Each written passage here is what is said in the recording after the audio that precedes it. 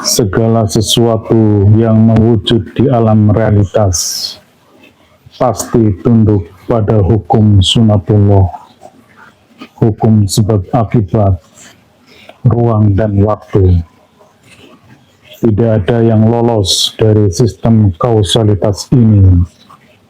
Maka jangan heran jika Quran Mushaf pun meski bersumber dari yang maha mutlak tetap terkoreksi dan mengikuti hukum-hukum tersebut.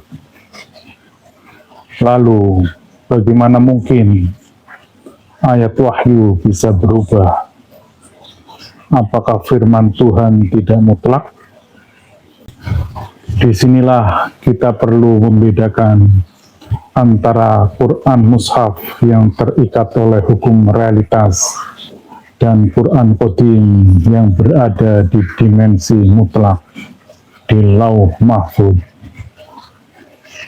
Assalamualaikum warahmatullahi wabarakatuh. Jumpa lagi dengan Mbah Mun Ajat Karimullah yang mengampu channel tasawuf dalam perspektif ilmiah eksakta, sebuah ruang dialog antara spiritualitas dan sains. Hari ini kita akan bahas tentang Quran Mushaf yang ternyata tunduk pada hukum sunatullah atau hukum kausalitas. Ini bukan untuk meragukan kemurnian wahyu, tapi justru untuk memperdalam pemahaman tentang bagaimana nur ilahi menjelma dalam bentuk kata, hukum, dan sistem yang dapat dicerna oleh akal manusia. Pemirsa dimanapun berada, kami adalah pelaku Thariqat Arwah atau Thariqat Qadim yang tergabung dalam majelis zikir Thariqat Naqsabandiyah Kholidiyah Nusantara. Tentunya kami fokus pada eksplorasi ruang ruhani.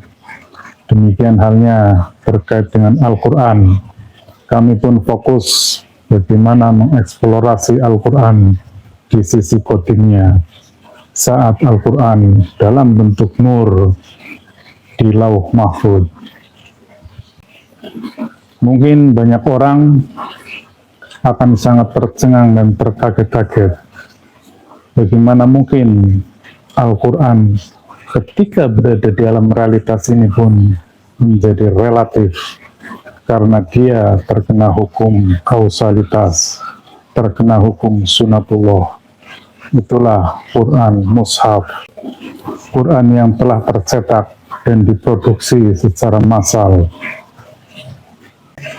Banyak orang memahami Al-Quran sebagai wahyu mutlak yang final dalam bentuk mushaf. Namun dalam perspektif tasawuf ilmiah eksakta, kita perlu membedakan antara Quran yang mushafiah, yang terikat oleh ruang dan waktu dan hukum kausalitas, dengan Quran Qadim yang hakiki di Lauh Mahfuz yang bersifat mutlak, non-kausal dan abadi. Sebagaimana hukum alam yang berkembang sesuai kondisi, wahyu juga mengalami penyesuaian kontekstual tanpa mengurangi keagungannya.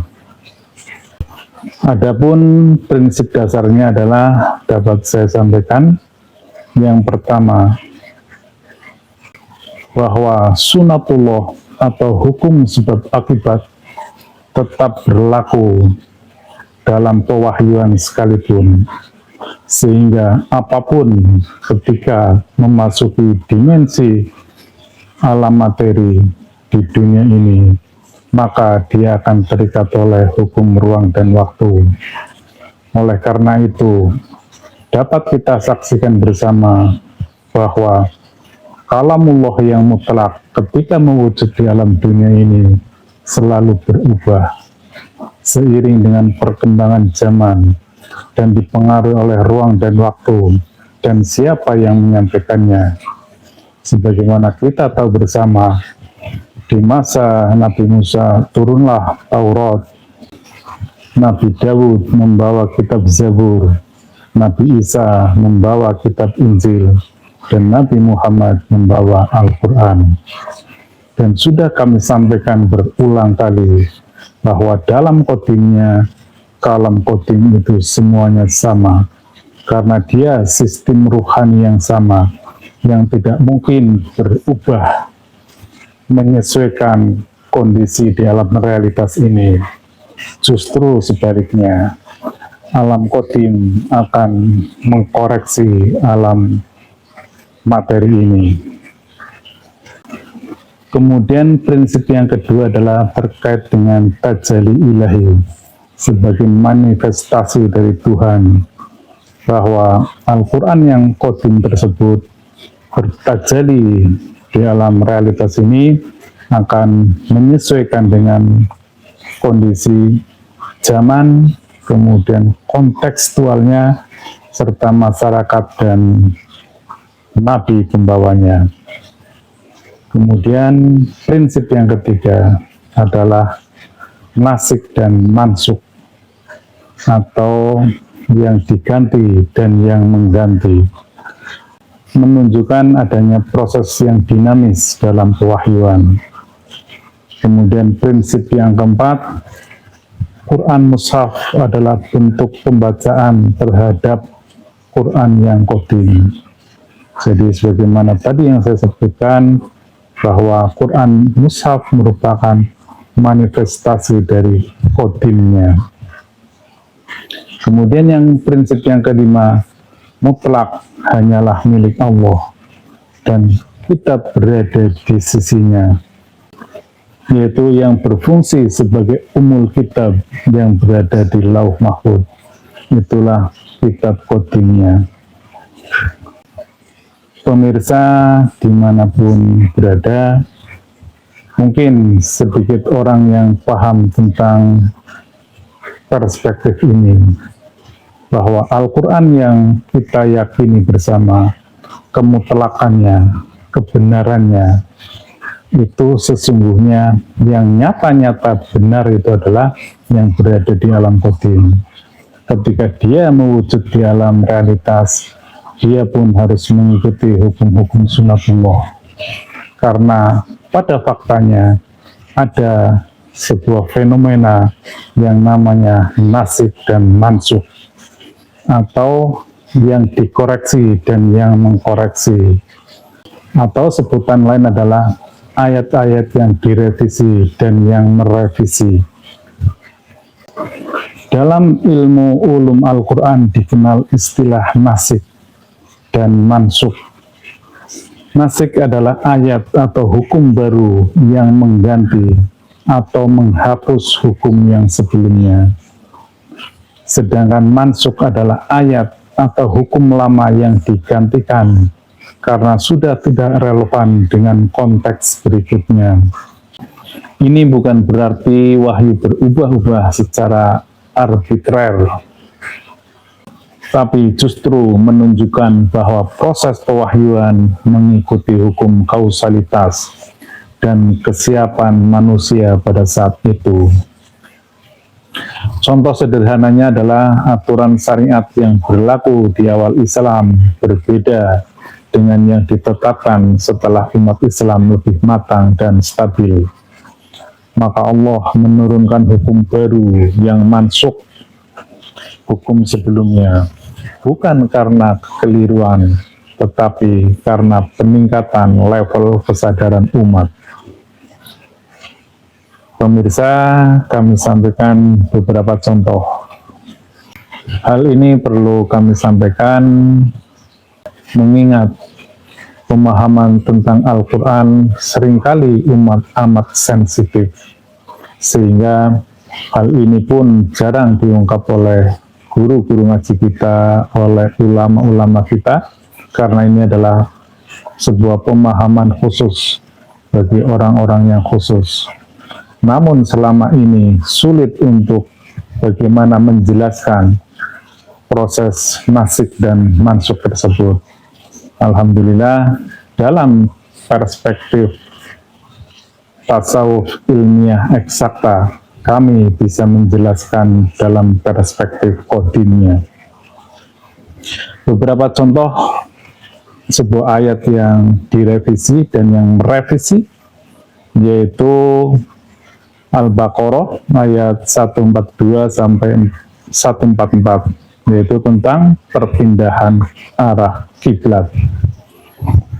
Dan dari mana saja kamu keluar, maka palingkanlah wajahmu ke arah Masjidil Aqsa.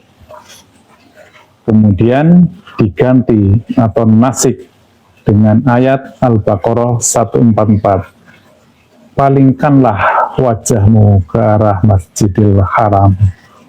Ini saya kira kita sudah tahu bersama bahwa dulu umat Islam itu berkiblat ke Masjidil Aqsa, kemudian direvisi, diganti menjadi berkiblat ke Masjidil Haram. Tetapi kedua ayat tersebut masih tetap ada.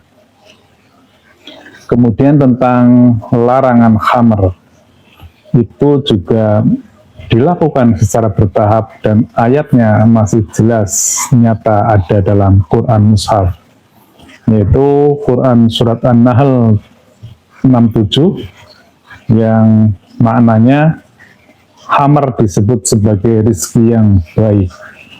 Bahkan di situ masih dikatakan sebagai sesuatu yang baik. Namun pada Al-Baqarah 209 disebutkan bahwa khamr itu mudorotnya lebih besar daripada manfaatnya. Dan lebih lanjut dalam An-Nisa ayat 43, larangan sholat dalam keadaan mabuk. Jadi sudah sangat terlihat gradatifnya. Awalnya khamr sebagai sesuatu yang baik, kemudian ternyata dia banyak memberikan madorot, kemudian dilarang saat kita bersolat, dan terakhir nasik finalnya yaitu Quran Surat Al-Ma'idah 90-91 tentang larangan total atas khamr. Dan inilah ayat yang menasik, ayat yang merevisi ayat-ayat yang sebelumnya. Kemudian contoh berikutnya tentang hukum waris. Beberapa hukum waris awal berubah dalam konteks praktek, misalnya hukum pembagian harta dirinci dalam Quran Surat An-Nisa 11 dan 12. Namun kemudian dalam konteks keluarga tertentu, Nabi memberikan ijtihad berdasarkan wahyu baru sesuai kondisi sosial. Implikasi dalam tasawuf ilmiah eksakta yaitu yang pertama, Quran adalah frekuensi ilahi yang menyesuaikan resonansi kesadaran manusia. Quran Qadim seperti gelombang universal, sedangkan Quran Mushaf seperti bentuk digital atau audionya bisa berubah format untuk bisa dipahami manusia. Kemudian nasik mansuk adalah bentuk adaptasi dari energi ruhani ke bentuk verbal dan hukum syariat. Dan dalam konteks energi, yang tetap adalah sumber cahayanya, bukan bayangannya. Pemirsa dimanapun berada, jadi Quran yang kita baca hari ini adalah manifestasi dari nur ilahi yang qadim. Ia diturunkan bertahap, disesuaikan dengan realitas, dan dibingkai dalam hukum sebab akibat. Namun, di balik setiap huruf ada frekuensi qadim yang tidak pernah berubah. Itulah yang disebut Lauh Mahfuz. Pemahaman ini penting agar kita tidak hanya menjadi pembaca huruf, tetapi penyerap cahaya, agar kita tidak terjebak pada bentuk, tetapi tersambung pada sumbernya. Demikian yang dapat kami sampaikan agar kita mempunyai pemahaman yang lebih terkonstruksi.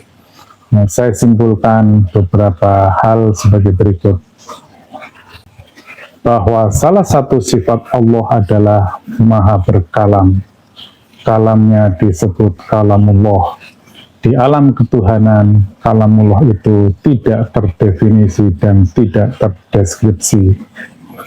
Kemudian Allah menurunkan kadarnya dan diturunkan dalam bentuk nur, dalam bentuk ruh, dalam bentuk cahaya, atau dalam